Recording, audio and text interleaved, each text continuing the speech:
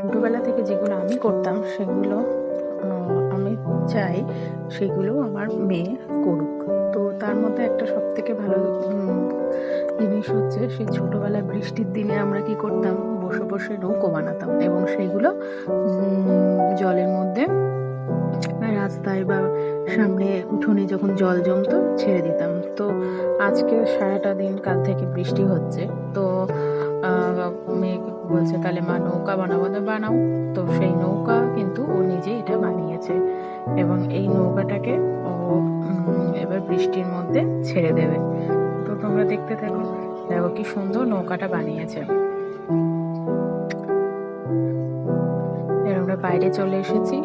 এবার বাইরে এই যে আমাদের বাড়ির সামনে প্রচুর জল জমেছে কাল থেকে, বৃষ্টির পর থেকে এখনো এক নাগাড়ে বৃষ্টি হয়ে যাচ্ছে, সঙ্গে ঝোড়ো হাওয়া। তো বৃষ্টির মধ্যেই বলছে বেরোবে, আমি বলছি দরকার নেই, আমি জানলা দিয়েই নৌকাটাকে তো দেওয়ার চেষ্টা করেছি।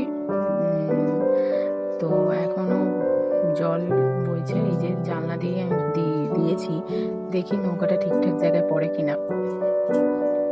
তো হ্যাঁ, ঠিকঠাক জায়গায় পড়েছে এবং নৌকা এই যে ভাসিয়ে দেওয়া, এই যে আনন্দটা এখনো আমরাও যেরকম ছোটবেলায় পেয়েছি, এখনো আমাদের বাচ্চাদের মধ্যেও সেই আনন্দটা এখনো ধরে রাখতে চাই।